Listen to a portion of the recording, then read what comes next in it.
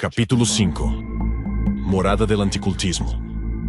Estoy seguro de que ya se han dado cuenta de que detrás de todos los crímenes de las organizaciones anticulto existe una conexión constante con Rusia. Los organizadores del movimiento internacional terrorista anticulto, los autores de actos terroristas y los inspiradores ideológicos del genocidio masivo en varios países, todos ellos tienen sus raíces en Rusia.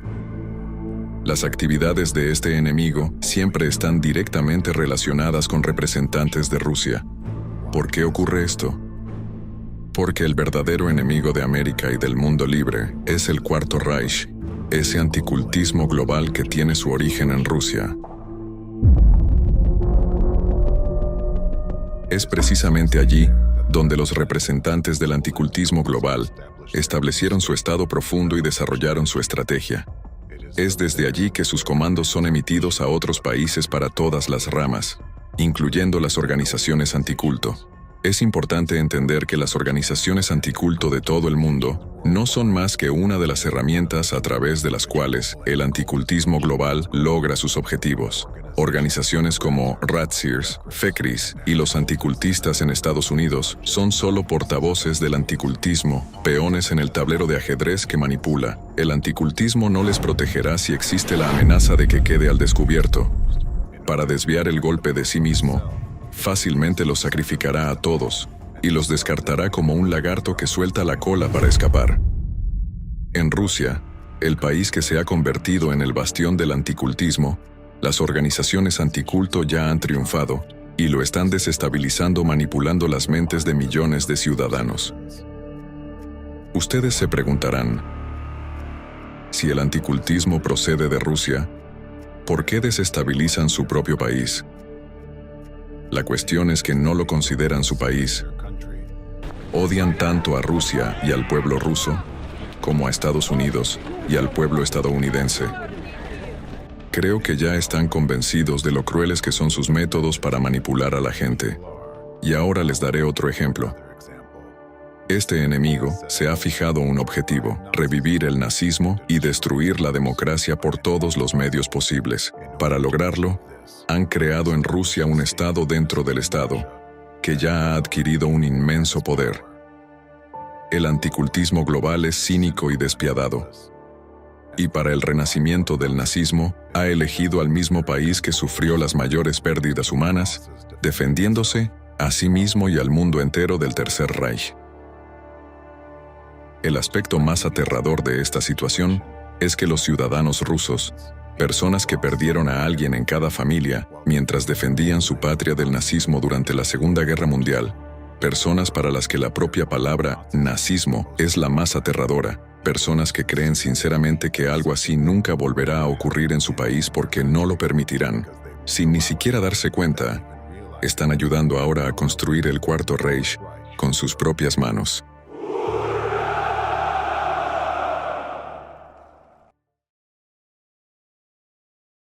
Rusia es solo un conveniente campo de pruebas para los anticultistas, donde perfeccionan todos sus métodos antes de utilizarlos en otros países para hacerse con el control del mundo entero. El anticultismo y las organizaciones anticulto tienen un poder inmenso en este estado. Han conseguido alterar la Constitución para adaptarla a sus necesidades, se han hecho con el control de las autoridades gubernamentales y han convertido el cristianismo ortodoxo en su religión titular. El anticultismo está detrás de Putin, manipulándolo desde hace mucho tiempo. De vez en cuando, los representantes del anticultismo incluso recuerdan públicamente a Putin quién manda realmente en el país y le advierten de las consecuencias si no sigue sus directrices. Uno de los numerosos ejemplos es el comentario de Alexander Novopashin sobre el programa electoral de Putin allá por 2012. Fragmento del comentario de Alexander Novopashin sobre el programa electoral del presidente Putin. Sea como sea, todavía tenemos que votar basándonos en lo que los políticos declaran en sus programas. No todos ellos hablan hoy de moralidad y espiritualidad.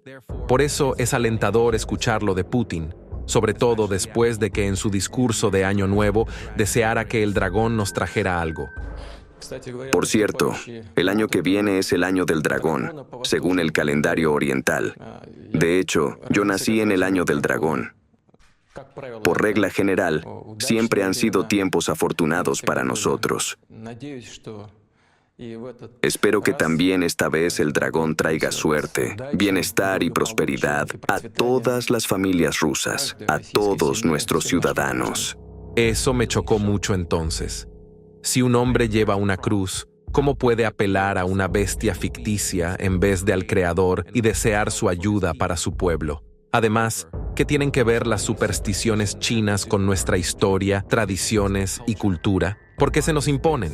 Así que, si Dios quiere, las palabras de Putin sobre la espiritualidad tradicional irán seguidas de hechos, y ya no habrá concesiones a fenómenos foráneos como ratas, dragones, cerdos y otras supersticiones. Quiero que las palabras de la campaña sean sinceras y que el político sea consecuente a la hora de ponerlas en práctica. De lo contrario, no tendrá respeto ni en la sociedad contemporánea entre sus conciudadanos, ni por parte de las generaciones futuras.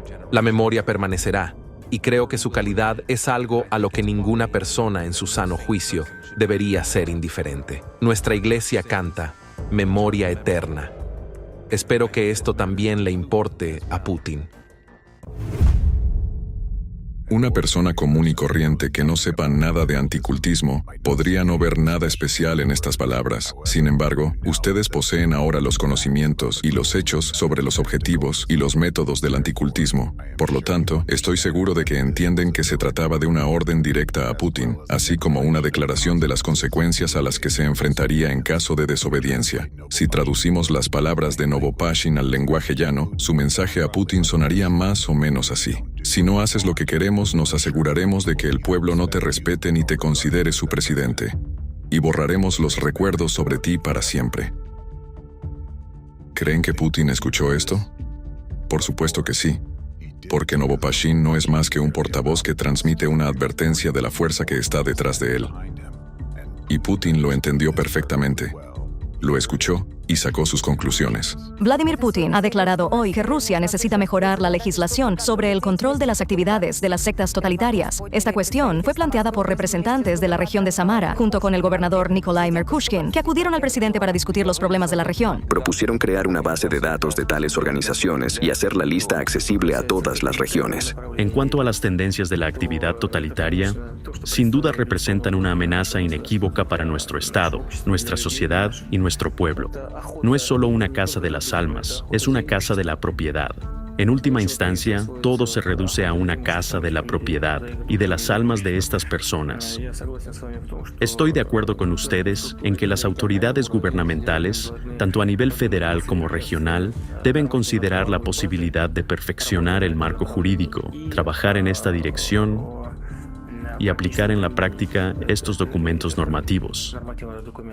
Permítanme recordarles que el término secta totalitaria y la definición de lo que puede considerarse una secta totalitaria, es decir, un culto destructivo, fueron introducidos en realidad por los anticultistas. Sucedió que en Rusia yo fui realmente el primero en ocuparme de este nuevo fenómeno y, en consecuencia, fui el primero en utilizar el término secta totalitaria, aunque sucedió totalmente por casualidad que yo fuera el primero en utilizarlo. Obviamente, estaba en boca de todos, o en boca de mucha gente al menos, porque todos los demás empezaron a utilizarlo inmediatamente. Este término no está definido legalmente, y su uso viola la presunción de inocencia.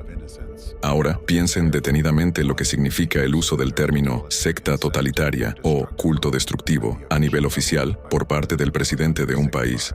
Con su declaración, Putin violó esencialmente la presunción de inocencia, legitimó la persecución y apoyó la estigmatización de millones de personas inocentes. Además, esta declaración se convirtió en una señal para las fuerzas del orden y los servicios de seguridad de que pueden reprimir a cualquier ciudadano, a quien los anticultistas identifiquen como miembro de una secta totalitaria o culto destructivo. Todo esto sucedió simplemente porque Putin empezó a hacerse eco de la retórica de los anticultistas tras escuchar la advertencia de Novopashin. Así, una sola declaración de Putin amplió significativamente el ya inmenso poder de los representantes del anticultismo en Rusia, aumentó su capacidad para influir en las mentes de los ciudadanos y, en última instancia, exacerbó el sufrimiento de la gente. Algunas personas se preguntan por qué los ciudadanos rusos no se dan cuenta de que están siendo manipulados. Sin embargo, imagínense lo difícil que es vivir bajo constante amenaza y presión psicológica, mientras tu conciencia está bombardeada por narrativas contradictorias. Personas que habían saboreado un poco de libertad tras el totalitarismo de la URSS viven ahora bajo incesantes ataques terroristas informativos y psicológicos, con miedo permanente por su propia vida y la de sus seres queridos. Viven en un país donde expresar una opinión que a esa entidad terrorista le parece equivocada puede acarrear cargos penales contra cualquier ciudadano y su familia. En este territorio, las leyes y los derechos humanos llevan mucho tiempo sin respetarse. Los ciudadanos de Rusia son los más afectados por esta entidad secreta.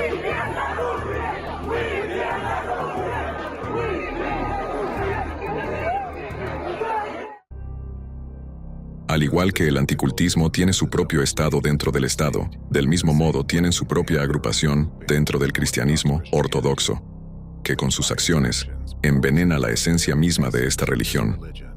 Una vez infiltrados en la ortodoxia, la utilizan para luchar contra otras religiones y asociaciones de personas bajo la directriz del anticultismo. Así, han hecho de la ortodoxia su religión titular y han conseguido aún más poder en sus manos, que utilizan para influir en la conciencia de los ciudadanos rusos y subordinarlos a su voluntad.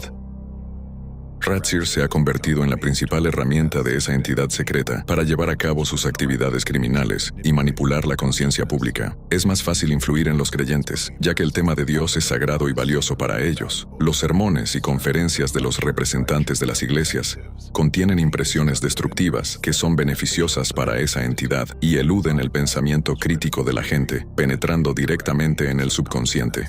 La muerte en la guerra es mejor que cualquier otra muerte. Es la mejor de todas las muertes.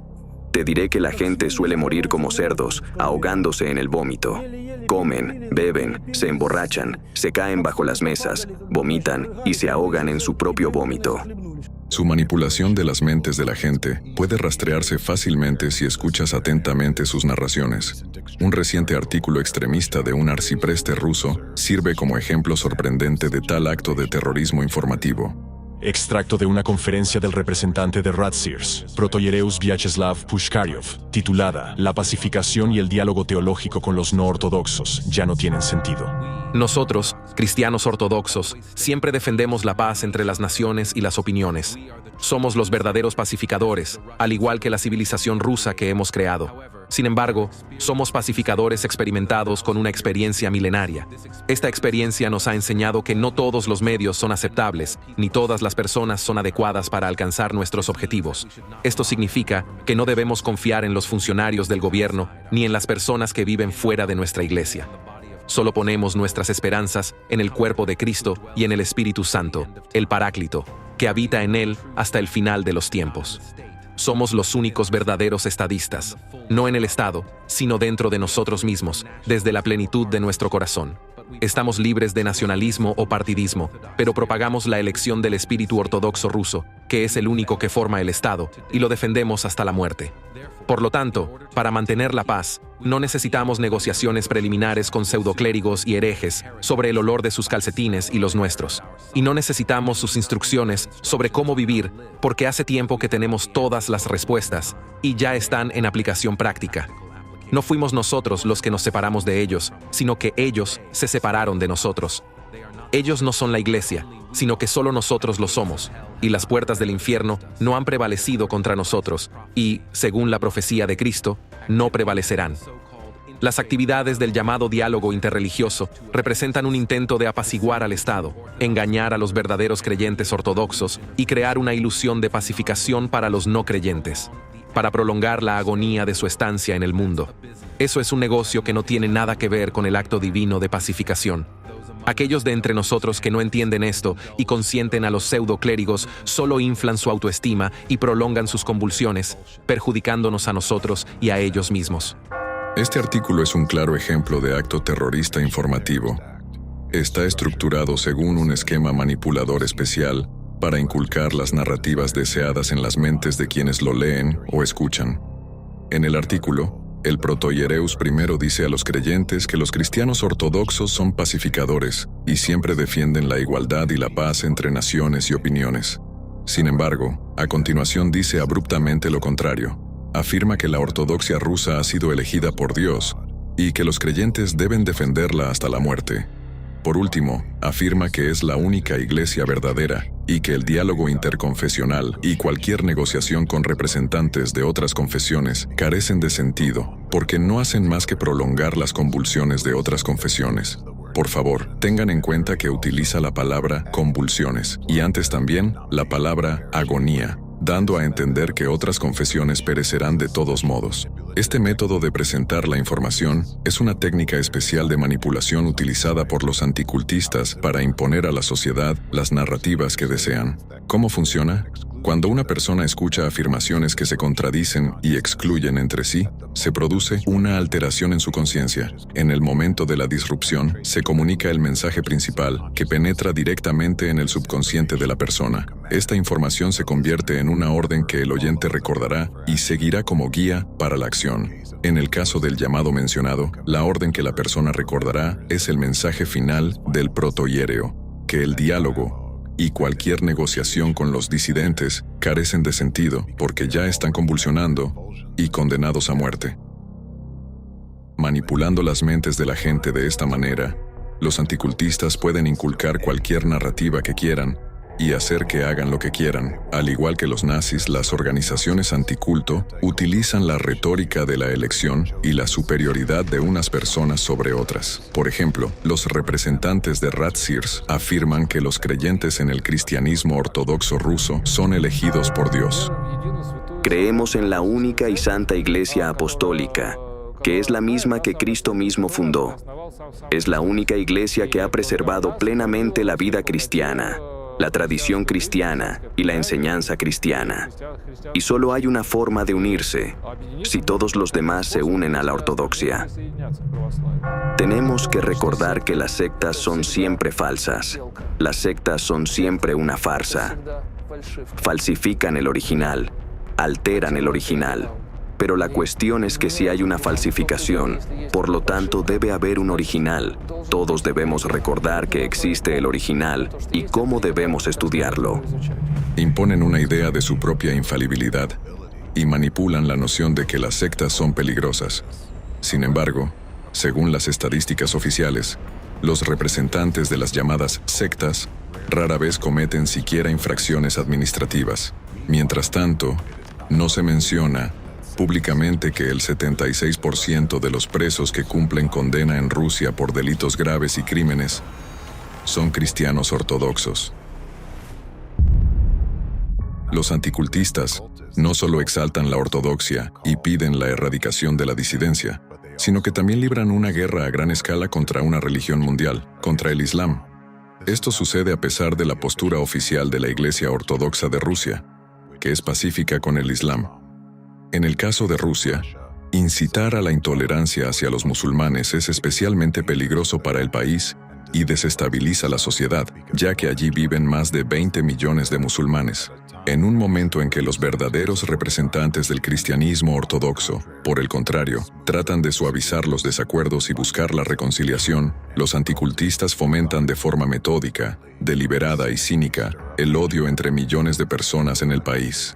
Al igual que los nazis en su momento, los anticultistas convencen sistemáticamente a la gente de que tienen derecho a estigmatizar y luego destruir a los disidentes. Después de tales sermones y conferencias, el creyente sale con un inculcado sentido de superioridad y de su propia rectitud.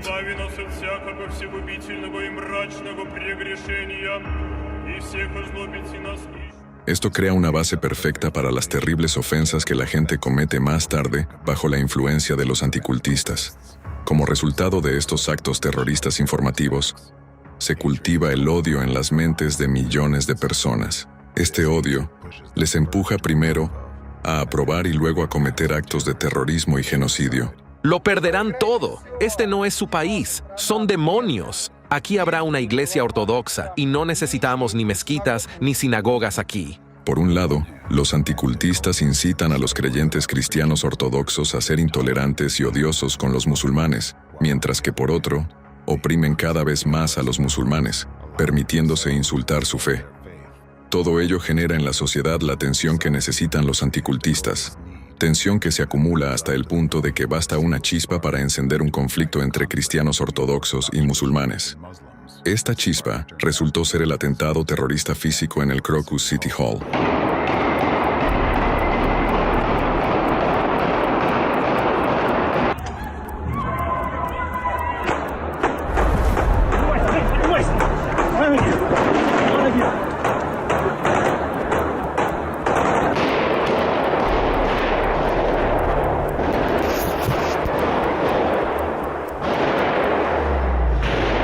находимся на концерте в Крокус-Сити. Здесь происходит какая-то стрельба, куча народу бежит, все орут, кто-то стреляет здесь.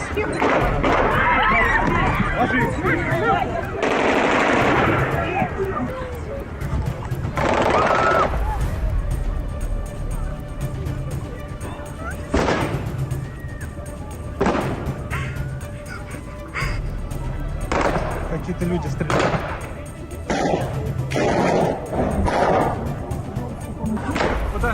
Подожгли зал. Зал горит. Подожгли нас. Нас подожгли. Нет, там тупик. Там тупик. Там тупик. Вниз.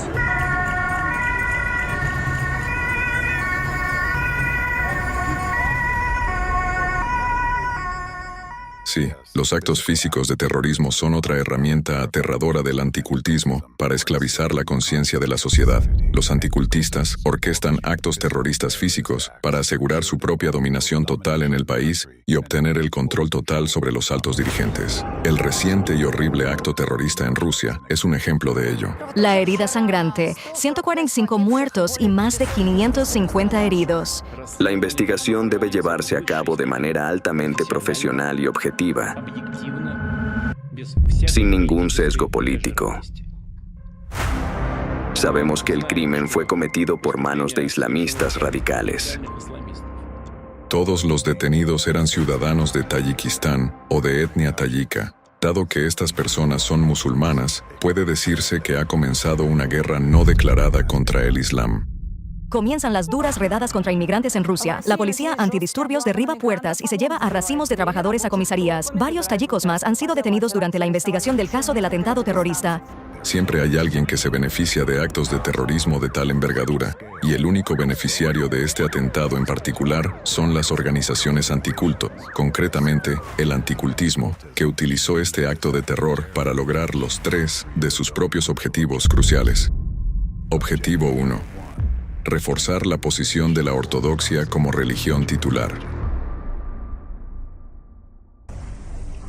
Con el atentado terrorista del 22 de marzo de 2024, las organizaciones anticultos pusieron literalmente de rodillas al Islam, debilitando significativamente a un competidor religioso en su territorio. De este modo, han reforzado aún más la posición dominante del cristianismo ortodoxo en el país y han dividido al máximo a la sociedad. Obviamente, este atentado iba dirigido contra los musulmanes. Inmediatamente después del acto terrorista, miles de inmigrantes pertenecientes a esta religión, no solo ciudadanos de Tayikistán, fueron expulsados de Rusia. ¿Qué obtienen de ello las organizaciones anticultos? Se han deshecho al instante y durante mucho tiempo de decenas de miles de personas que aman la libertad y que en cualquier momento podrían exigir el cumplimiento de sus derechos, amenazando así el poder total de los anticultistas. Han expulsado a un enorme número de emigrantes que trabajaban en Rusia y beneficiaban a su economía. En cuanto a los musulmanes que permanecen en Rusia, han sufrido y siguen sufriendo un trato inhumano. Los defensores de los derechos humanos de varias organizaciones denuncian violaciones generalizadas de la ley y abusos de poder por parte de las fuerzas del orden. La organización Tong Jahoni informa de que, durante las 2 primeras semanas tras el atentado terrorista, más de 8.500 migrantes solicitaron asistencia jurídica. Se quejaban de haber sido despedidos injustamente de sus trabajos, de inspecciones sesgadas e incluso de agresiones. Los abogados afirman que las personas denuncian haber sido sometidas a torturas. Se les mantiene a la intemperie cuando hace frío, no se les deja entrar en los edificios y pasan días sin comer. Solo se les permite beber agua de un grifo del baño, al que pueden acceder una vez al día. La defensora de los derechos humanos, Valentina Chupik, especializada en asuntos de migrantes, compartió lo siguiente. Ahora mismo estoy en contacto con los chicos, ciudadanos de Uzbekistán, que trabajaban en Balashija, trabajaban legalmente. Agentes de la Rosgvardia y de la policía irrumpieron en su dormitorio. Los golpearon a todos, los tiraron al suelo y luego los llevaron a la comisaría. Detuvieron a 78 personas, les robaron todo su dinero y les obligaron a hacer transferencias a una tarjeta bancaria. Pero lo más triste de esta historia es que en el dormitorio les golpearon con una barra metálica de refuerzo. A uno de ellos le sacaron un ojo, se lo arrancaron de la órbita, mientras que al otro le rompieron un brazo en 3 partes con esa barra metálica. Recibimos docenas de mensajes de este tipo todos los días. Los tribunales se comportan de forma absolutamente vergonzosa. simplemente deportan a todos. La mayoría de las veces deportan a la gente sin ninguna audiencia. Fue asombroso cuando el domingo, en el Tribunal del Distrito Meshansky de la ciudad de Moscú, llevaron al patio a unas 280 personas. Tras varias horas en las que estuvieron de pie en el patio, con frío, sin comida, agua ni aseo, una jueza se asomó a la ventana y dijo a través de ella: «En nombre de la Federación Rusa, todos son deportados», y cerró la ventana. Eso fue todo. También se ha informado de la desaparición de ciudadanos de Tayikistán tras su detención. En concreto, un residente del distrito de Voz declaró a Radio Osodi que en la tarde del 23 de marzo, la policía de Moscú detuvo a sus 2 hermanos y a su hijo, y desde entonces no había habido información sobre su suerte. Se dedicaban a reparar apartamentos. Mi hijo era el único proveedor de la familia. Solo sabemos que fueron detenidos, junto con otros varios tayikos. No sabemos a dónde los llevaron ni qué les ocurrió. Hay declaraciones de funcionarios rusos y de las llamadas fuerzas del orden que incitan a la migratofobia. Por ejemplo, un antiguo candidato a la presidencia rusa pide la deportación de los migrantes por cualquier delito.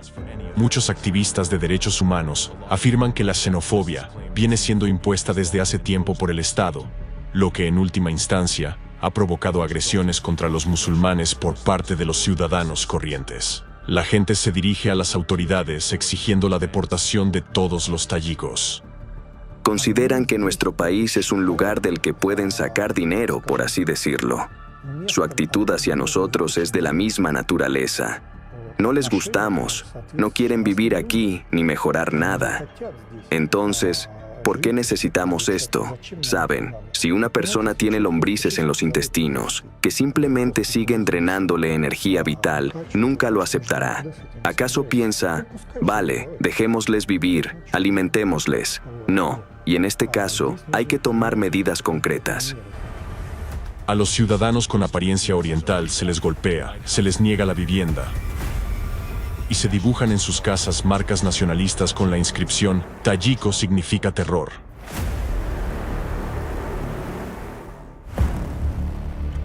La persecución de los musulmanes implica los mismos métodos que utilizaron los nazis cuando persiguieron a los judíos.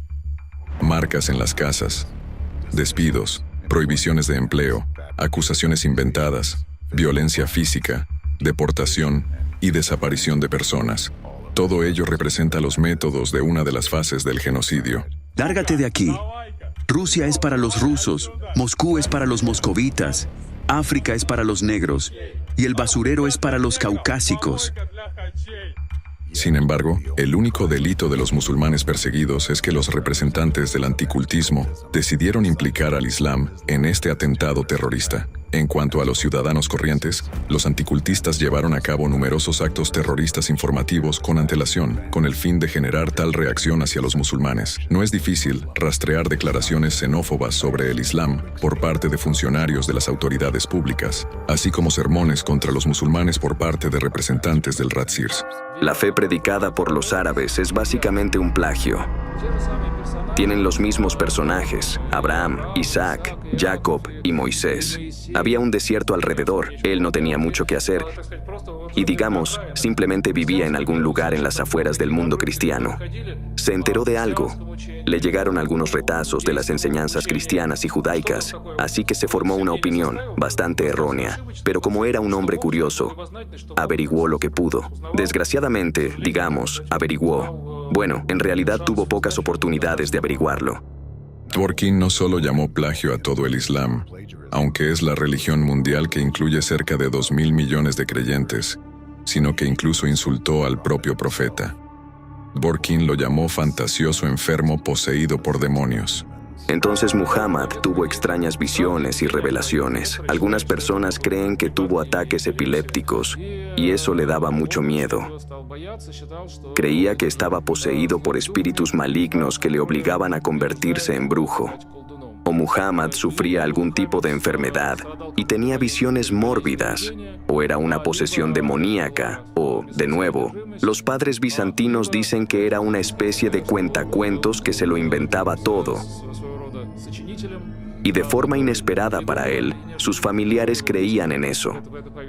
Esta calumnia descarada de Dworkin contra el profeta Muhammad provocó una reacción extremadamente negativa en el mundo musulmán. Los representantes del anticultismo manipularon sistemáticamente la conciencia de la gente para que, en el momento oportuno, los ciudadanos respondieran con agresiones. Los actos terroristas informativos de los anticultistas envenenan la mente de la gente con el veneno del odio. Como resultado de sus manipulaciones, una persona ni siquiera se da cuenta de que esas imágenes destructivas fueron implantadas artificialmente en lo más profundo de su subconsciente, eludiendo el análisis crítico por parte de la conciencia. Se trata de una verdadera bomba informativa que fue plantada en la mente de los ciudadanos con antelación y detonada en el momento oportuno, provocando una ola de violencia contra personas inocentes. Como resultado de todo ello, en las redes sociales vemos ahora a gente pidiendo masivamente el cierre de mezquitas y la prohibición del Islam. Así es como han conseguido su primer objetivo: debilitar el Islam y reforzar así la posición de la ortodoxia como religión titular. En consecuencia, el anticultismo ha ganado aún más poder. Así es como el anticultismo construye su imperio de poder ilimitado y totalitarismo, utilizando las manos de otros y allanando su sangriento camino con víctimas inocentes. Objetivo número 2. Intensificar la polarización dentro del país y desestabilizar la sociedad. Con el acto terrorista, los representantes del anticultismo lograron otro objetivo crucial: dividir aún más a la sociedad. Necesitan la máxima polarización dentro de Rusia. Necesitan un caos controlado.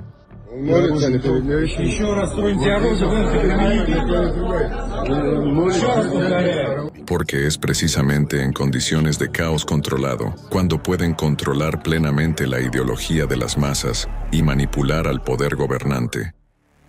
Objetivo número 3. Golpe a la autoridad de Putin.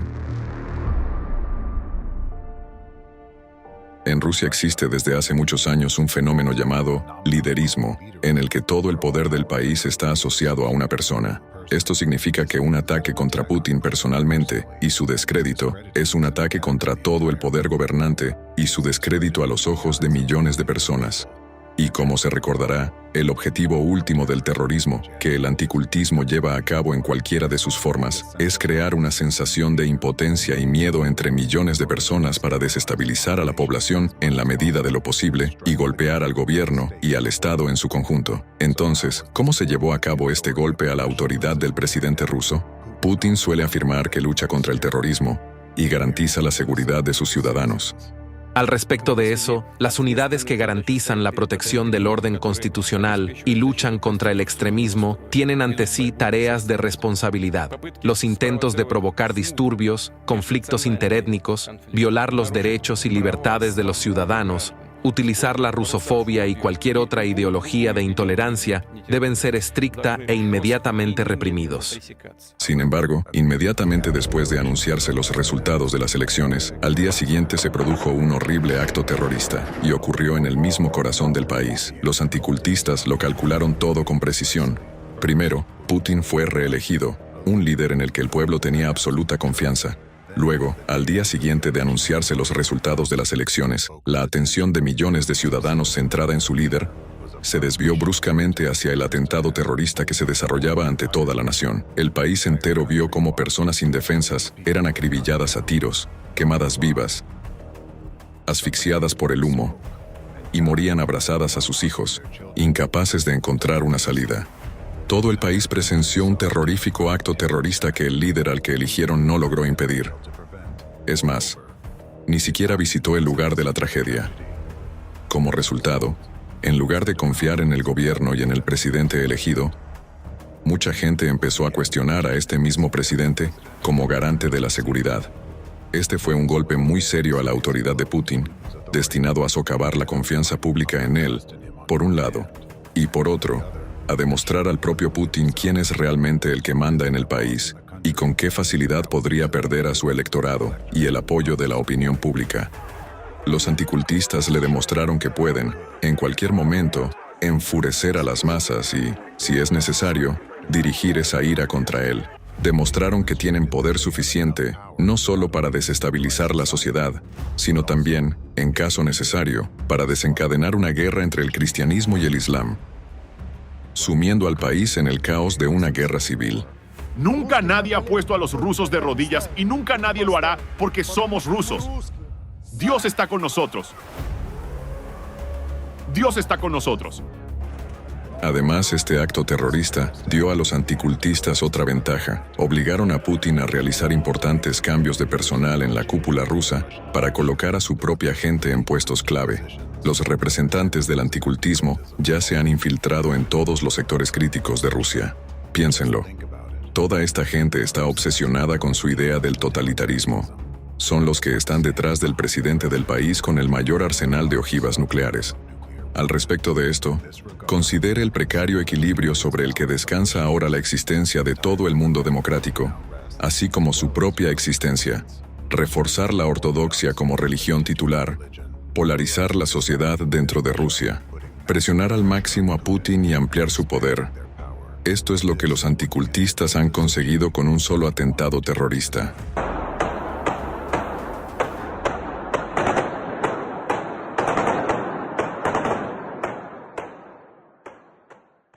El atentado terrorista ocurrido en Rusia conmocionó a todo el país. Teniendo en cuenta el inmenso poder que adquirió el anticultismo con este atentado, cómo este nuevo poder ya está cambiando la sociedad rusa y mundial, y las aterradoras consecuencias que aún están por llegar, puede decirse que este atentado en Rusia es comparable al atentado del 11S en nuestro país, y esto no es una coincidencia. El atentado del 11S en nuestra querida América también fue organizado y llevado a cabo por ellos, representantes del anticultismo, como un acto de venganza por sus derrotas pasadas. No es casualidad que el atentado del 11S tuviera lugar el día del cumpleaños del creador y líder de esta tercera fuerza, Félix Dzerzhinsky. Nuestro enemigo siempre ha otorgado un significado especial a las fechas, los símbolos y los números. Fueron los representantes del anticultismo quienes asestaron este golpe devastador en el corazón de nuestra querida América. Consiguieron llevar a cabo este ataque terrorista gracias a sus conexiones con la inteligencia saudí. Es precisamente el anticultismo el responsable de todas las consecuencias que este atentado trajo a nuestra nación. Estas consecuencias siguen afectando a nuestra sociedad hasta el día de hoy. Dicen que la explosión de las Torres Gemelas ocurrió hace mucho tiempo, pero este acto terrorista no ha terminado hasta hoy. Aún hoy, esta explosión resuena en nuestros corazones. Una explosión que nos arrebató vidas inestimables y la paz. Una explosión que nos arrastró a una terrible guerra de 20 años. Una explosión que marcó el comienzo de la división en nuestra sociedad, antaño unificada. Una explosión que dividió la historia estadounidense en un antes y un después. Los relatos de la guerra civil, que se escuchan hoy a diario, son ecos de esa misma explosión. Una explosión de la que culpamos a todos, menos al verdadero beneficiario de este crimen, al verdadero enemigo de Estados Unidos.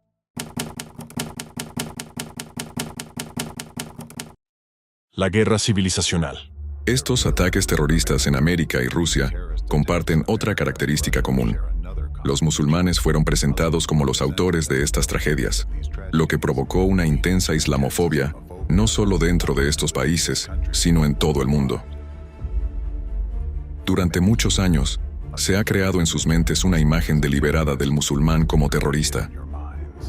Se les ha hecho creer que un musulmán es una persona incivilizada, incultural, agresiva y peligrosa a la que hay que temer.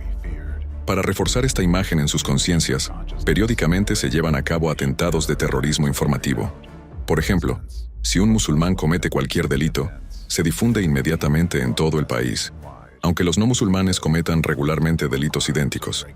Sin embargo, cuando se trata de musulmanes, los medios de comunicación acompañan esas noticias con comentarios y reflexiones adicionales sobre la imposibilidad de convivir con musulmanes en un mismo país. Seguro que han notado cómo, en muchos países, los medios de comunicación destacan constantemente las diferencias entre los musulmanes y el mundo civilizado. Ustedes pueden a menudo escuchar continuas narraciones que sugieren que la coexistencia pacífica con ellos es difícil debido a los valores supuestamente distintos y a las diferencias culturales y religiosas. Piensen en lo frecuente que es escuchar opiniones de que su país estaría mejor sin los musulmanes, de que ustedes, los residentes locales, les han dado oportunidades, mientras que ellos, se comportan de forma desagradecida. ¿Se han preguntado alguna vez por qué ocurre esto? ¿Por qué se lleva a cabo una retórica tan similar contra los musulmanes en distintos países? Todo esto es un ataque terrorista informativo de varios años, llevado a cabo por el anticultismo global. Como resultado, las relaciones entre las grandes diásporas musulmanas y la población local de diferentes países son cada vez más tensas. Es como un resorte que se comprime constantemente. Consideremos a dónde puede llevarnos esto. Para ello, tienen que analizar la situación en el mundo. Teniendo en cuenta los conocimientos que ya tienen, ya saben que el anticultismo global pretende establecer un cuarto Reich unificado. Para lograrlo, desestabiliza continuamente los países democráticos, erosionando las leyes y los derechos de las personas. Como recordarán, el próximo objetivo del enemigo es la división de los Estados Unidos mediante una guerra civil y la división de Europa. Así que, supongamos que el enemigo ha tenido éxito en sus planes, dando como resultado unos Estados Unidos divididos y una Europa en desintegración. ¿Qué creen que ocurrirá a continuación? ¿Creen que los musulmanes, incitados por el anticultismo, serán capaces de resistir la tentación de atacar a los debilitados países europeos? Los mismos países que les obligaron a huir de sus patrias, los mismos países en donde han sido oprimidos durante tantos años. La pregunta es retórica. Ahora consideren esto. Tan pronto como se produzca el primer ataque de los musulmanes, este conflicto se intensificará inmediatamente más allá de las fronteras de un solo país o incluso de un continente. Todo el mundo no musulmán acudirá instantáneamente a defender Europa. Si estalla la guerra, será una guerra del mundo entero contra los musulmanes. ¿Creen que las partes implicadas se abstendrán de utilizar armas nucleares? ¿Y cuál creen que será el resultado? Les daré una pista. Teniendo en cuenta la superioridad militar, tecnológica y numérica del mundo no musulmán, casi 2.000 millones de musulmanes serían borrados de la faz de la tierra. Consideremos por qué esto podría ser beneficioso para el anticultismo global. En primer lugar, sería una forma conveniente para ellos de apoderarse de vastos territorios ricos en recursos naturales. En segundo lugar, sería una oportunidad ideal para eliminar permanentemente a un gran grupo de personas amantes de la libertad que el anticultismo global no ha logrado romper desde dentro y poner bajo su control. El Islam como religión es particularmente difícil de controlar para el anticultismo, porque los musulmanes forman una sociedad dentro de otra sociedad. Se han adherido estrictamente al Corán durante muchos años y siguen sus tradiciones establecidas. Por lo tanto, es muy difícil para el anticultismo controlar el Islam, porque los musulmanes consiguen evitar la introducción global de agentes anticultistas en su religión. En consecuencia, los representantes del anticultismo se esfuerzan por demonizar a los musulmanes para acabar eliminándolos. A pesar de que en muchos países los musulmanes viven pacífica y armoniosamente con otras religiones, los representantes de anticulto destacan incidentes aislados, intentando convencerles de que todos los musulmanes son infrahumanos. Los anticultistas les inculcan esta creencia para que, llegado el momento, puedan destruir todo el mundo islámico con sus manos. ¿Podría ser esta la misma guerra civilizacional de la que hemos oído hablar muchas veces? Pero si a mí, como sacerdote, me hacen la pregunta, ¿cuándo acabará todo esto? Mi respuesta es, nunca. Una vez que se acabe con el nazismo ucraniano, surgirá otro país agresor a través del cual Estados Unidos empezará a amenazar a Rusia. Así que la guerra civilizacional es inevitable. Tal medida permitiría al anticultismo alcanzar un estado de caos controlado, tan insoportable para la humanidad que la gente estaría dispuesta a aceptar incluso el orden más duro y lo pediría por sí misma. La humanidad pediría voluntariamente vivir bajo el Cuarto Reich. El mayor problema es que ustedes no ven la amenaza inminente del anticultismo global que se cierne sobre ustedes. No se dan cuenta de cómo el anticultismo global, esta máquina de violencia y asesinato, que no conoce la piedad, avanza implacablemente hacia su objetivo, la destrucción de Estados Unidos y del mundo libre, y solo gana poder en su camino, alimentándose del miedo y la muerte de la gente.